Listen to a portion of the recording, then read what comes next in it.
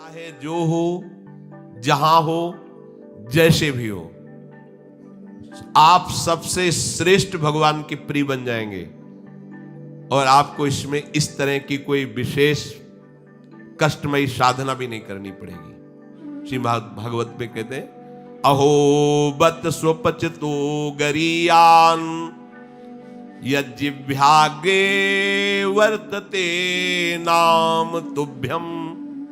ध्यान दीजिए, ते पुस्तपस्ते जुहुः शश्नुरार्या ब्रह्मानुचुर्नाम गृणन्ति ये ते।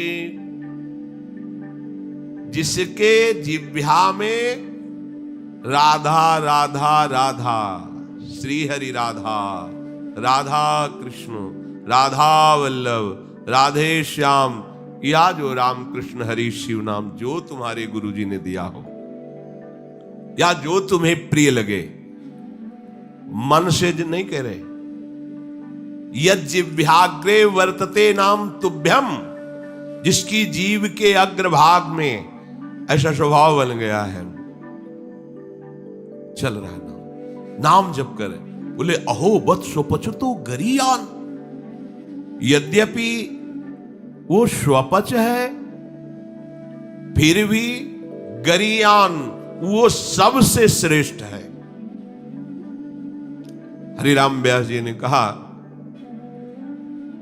कि रैदास जी की चरण धूल के सामने करोड़ों ब्राह्मण नहीं है, क्योंकि उनकी जिह्वा पे निरंतर हरि का नाम विराजमान है। इसीलिए यहां ब्रजवासी सब ब्रह्मा से भी परम पवित्र और श्रेष्ठ माने गए हैं। व्यास मिठाई विप्र की तामे लगे आग, वृंदावन की स्वपच की जूठन खाइए मांग। ए बड़े मस्त है ब्रजवासी। प्रातः काल एक बार मंगला करके श्री जी की जा रहे थे, तो एक माई हिलिया में कूड़ा करकट ऐसे भरे मस्ती बिहारी जी के पद गाए, जपे जा राधा राधा नाम, बसे जा श्री वृंदावन धाम, मिलेंगे कुंज बिहारी ओढ़ के कांवर का। ठेलिया ऐसे कूड़ा के लिए रोका और कुछ भेंट दिया, चरणों प्रणाम किया। ये है हमारे वृंदावन के सुपच है, जिनकी जिह्वा में बिहारी बिहारिंजू का जस बसा हुआ है, परम पावन श्रीधाम वृंदावन की परिचर्या में लगी हुई। तो व्यास मिठाई विप्र की तामे लगे आग, वृंदावन के स्वपच की जूठन खाइए मांग, क्योंकि ये हरि प्रेम प्रदान कर देंगे। किसी की सामर्थ्य नहीं कि संतों के माथे पे हाथ रख दे। एक ब्रजवासी का छोरा छोटा सा हो, उसके पैर छो, कोई भी हो, ऐसे लबा के हाथ, जा बाबा। और उसको जब प्रणाम किया ना, भैया लाडली जी कृपा करे, हृदय निहाल हो गए। ये आशीर्वाद कौन दे सकता है? देखो बरसाने के गोसाई पर चरण छुओ, सीधे लाडली जू से हाथ करके बात करते हैं। लाडली जू, आपको विश्वास नहीं? अगर विश्वास कर लो तो लाडली जू उनके कर कमल से सेवित है, वो जो कह रहे हैं वही लाडली जू करेगी। भोरी सरकार है, पर हमें मनिलता मन की होने के कारण इन सब भाव पर विश्वास नहीं रहता। कह रहे कोई भी तपस्वी उसकी समानता नहीं कर सकता। जिसकी जिह्वा के अग्रभाग पर उसने सारी तपस्याएं कर ली, सारे तीर्थ स्नान कर लिए, भागने की जरूरत नहीं, राधा राधा बोलो। सारे तीर्थ स्नानों का फल तुम्हें उसी क्षण मिल जाएगा, तुम्हारी जिह्वा के अग्रभाग पर श्री हरि का नाम, प्रियाजू का नाम मिला। सारे वेदों का अध्ययन कर लिया, अब उसे कुछ अध्ययन करने की जरूरत नहीं है। जो बड़ी बड़ी तपस्याओं से, तीर्थयाटन से, वेदाध्ययन से, यज्ञ आदि से गति मिलना दुर्लभ है, वो तुम्हें नाम से प्राप्त हो जाए। कौन हो, कहां हो, कैसे हो, कोई प्रश्न नहीं। जैसे हो, जिस परिस्थिति में, जिस विषय में फंसे हो, वहीं से तुम्हें नाम उठा के महात्मा बना देगा, तुम्हें धनवान बना देगा, यशस्वी बना देगा। तुम तेज से संपन्न हो जाओगे। नाम का तेज, भगवान नाम का तेज है, प्रताप है भगवान नाम का। एक बार नाम आप बसा के तो देखो हृदय में, जोर से आलाप लोगे नाम का, प्रकृति का परिवर्तन हो जाए। अरे स्वामी का नाम है, सुमेर पवन सुत पावन नामू अपने बस करी राखे। जपहि नाम जन आरत भारी, मिटहि कुसंकट होय सुखारी। इदम ही पुंसस तपसः श्रुतस्य वा, स्विष्टस्य सूक्तस्य च बुद्धिदत्तयोः। अविच्युतोऽर्थः कविभिर निरूपितो, यदुत्तम श्लोक गुणानुवर्णनम। बड़े बड़े वेदनिष्ठ ब्रह्म ऋषियों ने निश्चय किया है कि भगवान के नाम का निरंतर जप गुण कीर्तन, इससे बड़ा कोई तप नहीं है, कोई वेदाध्ययन नहीं, कोई यज्ञ नहीं, कोई ज्ञान या कोई दान इससे बढ़कर के नहीं है। बस प्रभु के नाम में तुम्हारी प्रीति हो जाए। कलिम सभाजयन्त्यार्या गुणज्ञाः सारभागिनः, यत्र संकीर्तने नैव सर्वः स्वार्थो भी लप्यते। न हृतः परमो लाभो देहिनां भ्राम्यतामिहि, यतो विन्देत परमां शांतिं नश्यति संस्कृति। ये कलिकाल किसी को बख्शेगा नहीं, अगर नाम जप नहीं तो बुद्धि को भ्रष्ट कर देगा। इसका प्रभाव है कपट, चतुरता, बेईमानी और पापाचरण में रति, इसका प्रभाव है। कली इन दोषों से संपन्न है, पर एक इसका महान गुण है, जिसकी जिह्वा पे प्रभु का नाम होगा, इसके कोई भी दोष उसका स्पर्श नहीं कर सकते, और कली स्वयं भयभीत हो जाता है जिसकी जिह्वा पे नाम है। इसकी एक बड़ी प्रशंसा है, 10,000 वर्ष तपस्या करने पर जो फल मिलता है, 24 घंटे निरंतर नाम जप करने से मिल जाएगा। कलयुग की ये विशेष महिमा है। हम लोगों को भगवत प्राप्ति बड़ी सहज है। दाहिने पैर के अंगूठे के बल हाथ उठा के ऊपर से, बोले कितने हो, 10,000 वर्ष। ऐसे 10 सेकंड नहीं खड़े हो सकते अपने लोग, नहीं। दाहिने पैर के अंगूठे के बल हाथ उठा के 10 सेकंड नहीं खड़े हो सकते।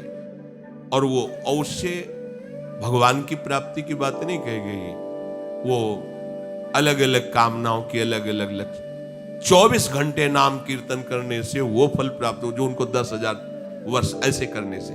कलयुग का बड़ा प्रताप है।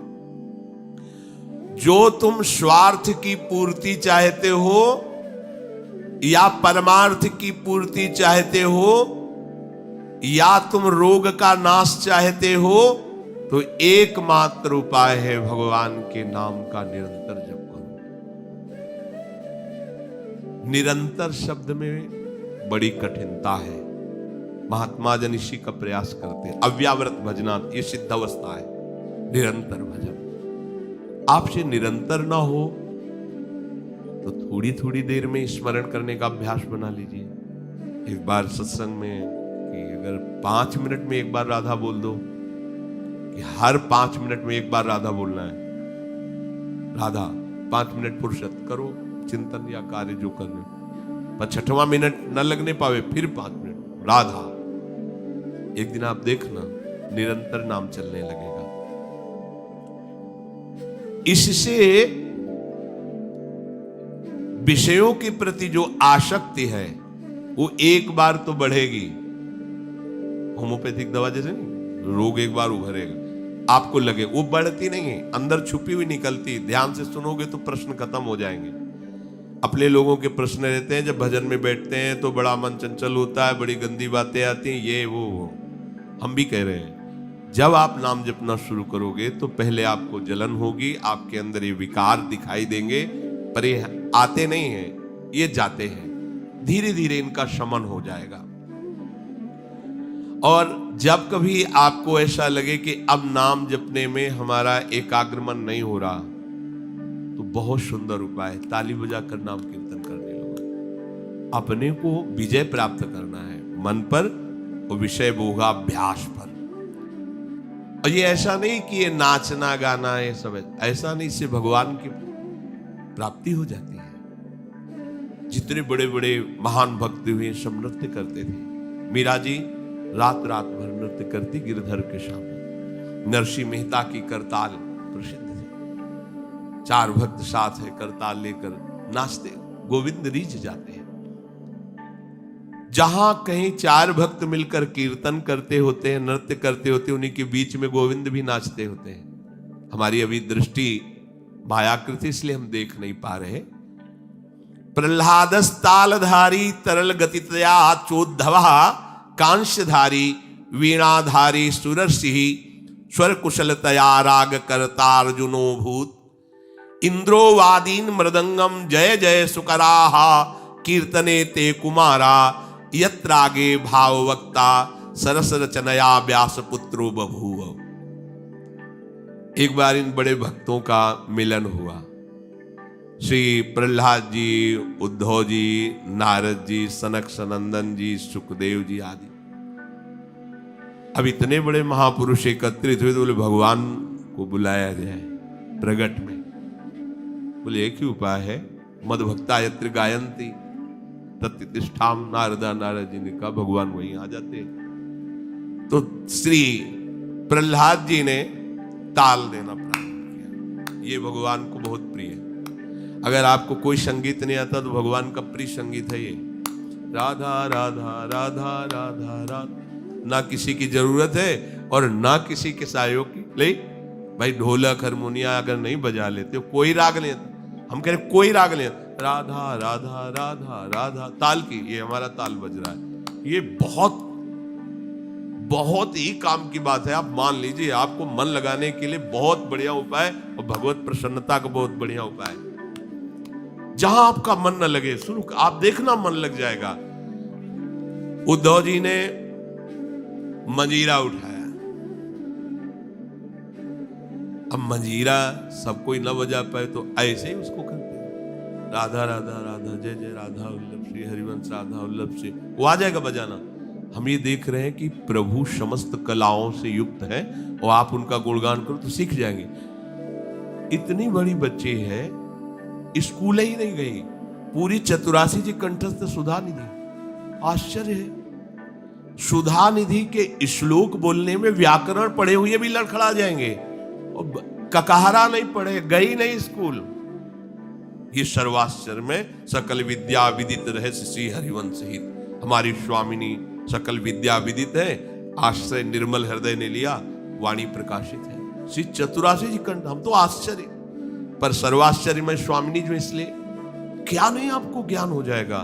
आपको क्या पता नहीं चल जाएगा। जब प्रभु का पता चल गया तो सब उन्हीं में समाये हुए, सब ज्ञान आ जाएंगे। श्री उद्धव जी ने मंजीरा उठाया और नारद जी का प्रसिद्ध वाद्य यंत्र तो वीणा जी है ही, और अर्जुन जी राग आलापने लगे। इंद्र ने मृदंग बजाना शुरू किया। सनक सनंदन बीच बीच में जय हो, ये कोई हंसी मजाक नहीं, जैसे कीर्तन में आप लोग बोलते हैं जय हो जय हो जय हो, आप बोलते हैं ना, ये साधारण बात नहीं है। भगवान बहुत प्रसन्न होते हैं इससे। बोले ये सनक सनंदन सनातन सनत कुमार बीच में नाम कीर्तन में जय ध्वनि बोलने लगे, जय हो जय हो, और सुखदेव जी भावभंगियां प्रकट करने लगे। जीव ही एक कीर्तन और नृत्य हुआ तो बीच में देखा प्रभु प्रकाशित हो गए। तासाम आविर्भूत छोरी स्मयमान मुखाम्या पीतांबर धरासरक भी साक्षान मन। और वो भी कोई खड़े लगे हुए, वो भी तो नटवर नागर हैं, सकल कलाओं में प्रवीण। तो प्रभु नृत्य कर रहे हैं, भक्त जन आसपास मृदंग में। कैसा आनंद! ये जो आनंद आपको आता है, तो आनंद कौन है जानते हो? श्री कृष्ण।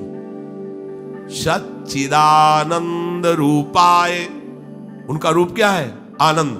आपके हृदय में उमगल, सबके हृदय में भगवान आ रहे हैं। पर बोले हमारा अनुभव नहीं हो रहा, मलिन यंत्र है, यही करते रहो। थोड़ा आनंद आया ना, अब पूरा आनंद आ जाएगा। और जिस दिन पूरा आनंद आया, उस दिन से फिर तुम्हें कोई घसीट नहीं पाएगा। माया का जो आकर्षण है। भगवत आदि पुरुषस्य नारायणस्य नामोच्चारण मात्रे निर्धूत कलिर्भवति। जो प्रभु श्री हरि का नाम उच्चारण मात्र करता रहता है, कोई भी कलयुग का दोष उसके अंदर। कलयुग बड़ा सूक्ष्म विषय है। देखो, गर्भ में ही जिनको भगवान का साक्षात्कार हो गया था, वो परीक्षित महाराज देखा कि एक जो शूद्रवत आचरण करने वाला पैर से मार रहा है, डंडों से मार रहा है बैल, बीच बीच में लात।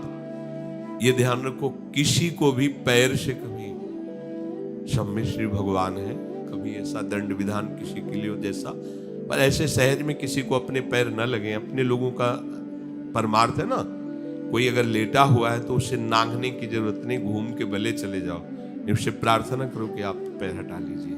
ये ऐसे किसी को नांगना, किसी के पैर मारना, ये सब गंदे आचरणों में आता है। ये भक्तों के द्वारा ऐसा नहीं होता है। हमें तो आश्चर्य हुआ, पूज्य श्री चंद्रशेखर बाबा के एक जो अंग सेवी थे, उन्होंने बताया कि बाबा का श्री चरण एक बार हमारी पादुका को छू गया तो बाबा पादुका को ऐसे छू के ऐसे, हम कहा अरे बाबा हम मर गए, ये क्या हमारी पादुका?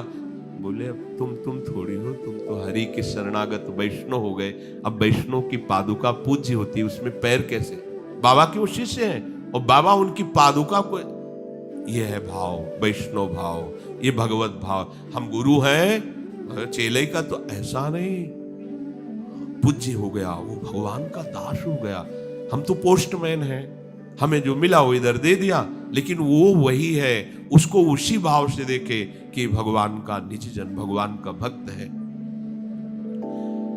लात से मार रहा था, डंडों से मार रहा था, रुक जा, हमारे राज्य में कोई हमारे ऐसे धर्मयुक्त पशुओं को दंड दे और मेरा भय ना हो, ऐसा कौन पैदा हो गया? नजदीक गए तो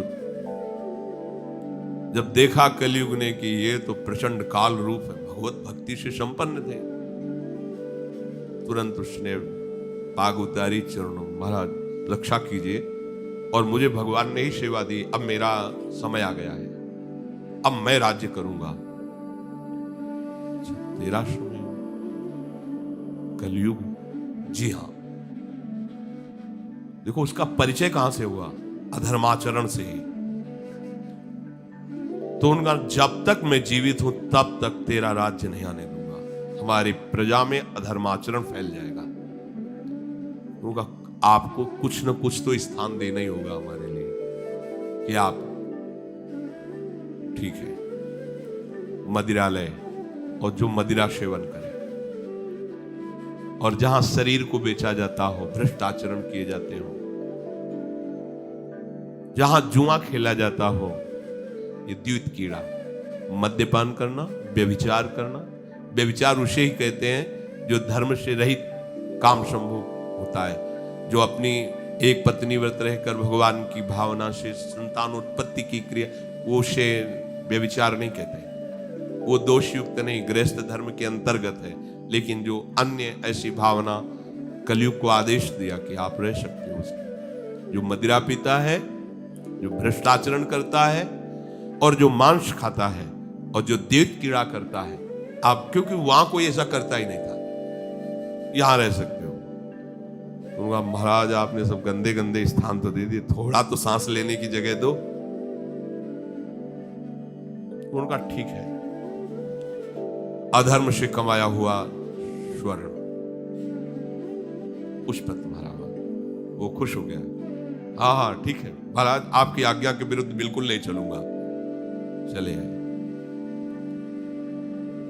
जरासंध का जब वध हुआ था तो उसका मुकुट जो था उसको ले विजय में, जिसकी विजय, तो भीम ने ही तो भगवान की प्रेरणा से, तो अब ये उन्हीं के तो वंश में है ना। धरते ही शिकार की वृत्ति जागृत हुई, जंगल में गए, शिकार तो मिला नहीं, प्यास से व्याकुल हो गए। एक महात्मा समाधि में बैठे हुए थे, उनके आश्रम में प्रवेश किया। महात्माओं के आश्रम में प्रवेश करने की मर्यादा होती है, पाग, अस्त्र शस्त्र, अपना पद का भाव ये बाहर ही रख देना चाहिए, क्योंकि यहां सर्व लोग महेश्वर भगवान के चिंतन में लगे हुए हैं और विश्वास रखे कभी अमंगल नहीं हो सकता। तुम्हारे अंग रक्षक तुम्हारी रक्षा नहीं कर सकते जैसा भगवान नाम रक्षा करता है।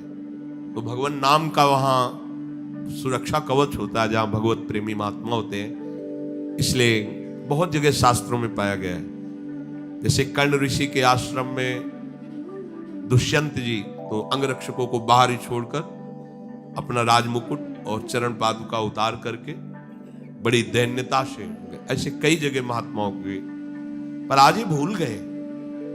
ऐसे आश्रम में प्रवेश किए, घोड़े से उतरे, कोई है, प्यास लगी है।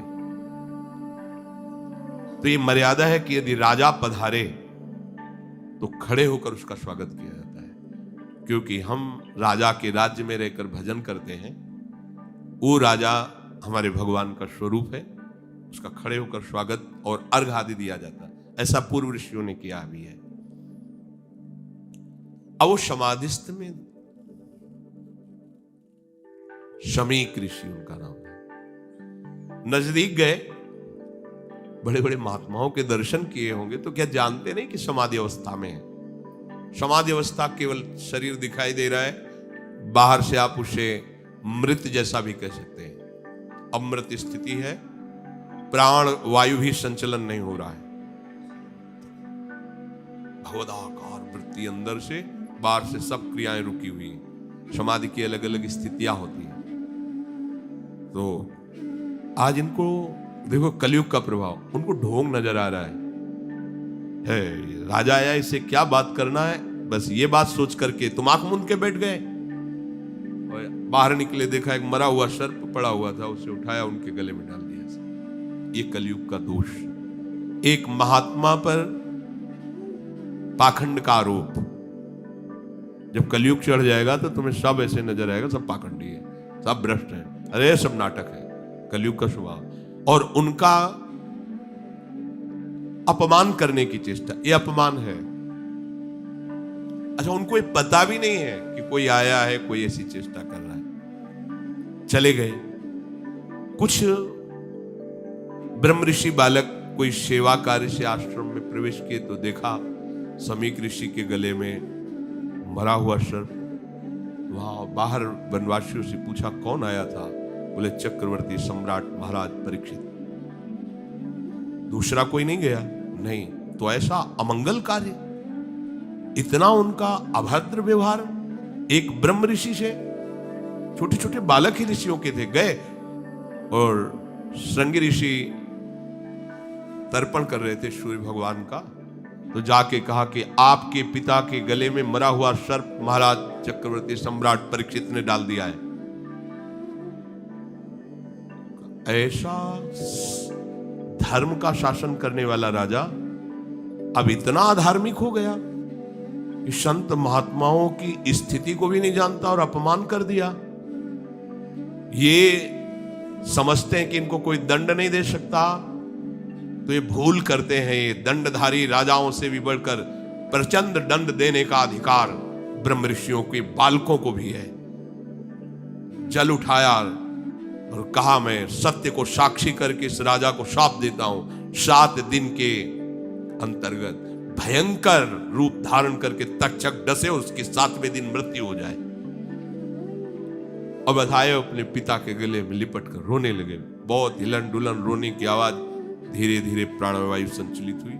आंख खुला और कहा रो क्यों रहे हो? उन्होंने कहा कि गले में सर्प डाल करके परीक्षित जैसा अपमान, कोई बात नहीं है, और हमें चाहिए था कि हम उनका उठकर स्वागत करते, उनको जलादि पिलाते, गलती हमारी है। देखो ब्रह्म ऋषि। तो अन्य ऋषि बालकों ने कहा कि श्रृंगी ने तो शाप दे दिया, तुमने भयंकर ऐसा कैसे कार्य, वो शाप के योग्य है? क्या शाप दिया? बोले 7 दिन में तक्षक सर्प आएगा, डस लेगा। अब तो उनकी भी सामर्थ्य नहीं, पिता की भी कि मिटा सके। ब्रह्म ऋषि के वचन ऐसे नहीं होते। तो ना ब्रह्मणत्व रह गया, ना तपस्या रह गई, न भजन रह गया है, ना भाव रह गया है। दिन भर हम झूठ बोलते रहते, तो हम कुछ भी बोले क्या लागू होगा? जो सत्य का चिंतन करता है, ब्रह्मचर्य से रहता है, सत्य वाणी बोलता है, वो आज भी बोल दे तो वैसे ही हो जाएगा जैसा बोलेगा। एक बालक के वचन को ब्रह्म ऋषि भी नहीं मिटा सकते। अपने शिष्यों को भेजा, जाओ निवेदन करो महाराज परीक्षित को। उधर हो गए, जीव ही मुकुट उतार कर ये क्या हो गया, मेरे द्वारा ये क्या, हाय हाय मच गया हृदय में। मैं किसी महात्मा के साथ ऐसा व्यवहार कैसे कर सकता हूं, भगवान मुझे दंड दे। ये है धर्मात्मा का, भगवान मुझे दंड दे, बिल्कुल क्षमा न करे। इतने में ऋषि के शिष्य पहुंच जाते हैं और कहा, महाराज आपको एक सूचना है और बड़ी अशुभ सूचना है। आपके द्वारा जो कृत्य हुआ उसका दंड विधान संगी ऋषि ने कर दिया है। आज के 7वें दिन तक्षक सर्प आपको डसेगा, आप अपना उपाय कर लीजिए। कल्याण का, बचने का तो कोई उपाय ही नहीं है। बहुत प्रसन्न हुए, जैसे किसी ने उनको महासुख दे दिया। ये है भगवान के आश्रित, कोई भी साप ताप भय नहीं प्रदान कर सकता। प्रसन्न हुए, मैं तो मांग ही रहा था कोई दंड मिले, बहुत अच्छा हुआ। जन्मेजय को बुलाया, उसी क्षण रात दिया। वो गंगा किनारे जा करके बस आमरण अनशन व्रत, एक बूंद पानी भी नहीं पीऊंगा, और कैसे भगवत प्राप्ति हो 7 दिन में चिंता नहीं कर रहे थे। बड़े बड़े संत महात्माओं ने जब साप की बात सुनी, सब आ गए गंगा किनारे। उसमें भगवान व्यासदेव जी, वशिष्ठ जी, बड़े बड़े महापुरुष नामी सब आ गए। सबसे पूछा 7 दिन में निश्चित भगवत प्राप्ति हो जाए, आप सब हमें ऐसा उपाय बताइए। सब आपस में विचार ही कर रहे थे। इतने में देखा ये आनंद में मगन हुए निर्वस्त्र दिगंबर भगवान सुखदेव जी। 16 वर्ष की अवस्था है, कृष्ण नाम जिह्वा से निकल रहा है, जीव ही आए सब खड़े। कैसे 7 दिन में भगवत प्राप्ति? बोले 7 दिन के पहले ही तुम्हें हम साक्षात्कार करवा देंगे। श्रीमद् भागवत श्रवण कराया और पूछा, बेटा परीक्षित, तुम्हें इस समय क्या तक्षक से डर है? तो उनका नहीं भगवान, आपने मुझे ऐसी स्थिति प्रदान कर दी कि एक तक्षक क्या करोड़ों महाकाल का रूप धारण करके भी आवे, मुझे कोई डर नहीं, क्योंकि मैं ऐसी स्थिति को प्राप्त हो गया हूं, मृत्यु मुझे छू नहीं सकती। उठे और चल दिए। इतने बड़े महापुरुष को भी कलयुग ने ठग लिया था, पर भगवान का आश्रय था ना। तो कह रहे कि कलयुग का बिल्कुल भी प्रभाव उसके ऊपर नहीं पड़ेगा जो नाम जप करता रहेगा।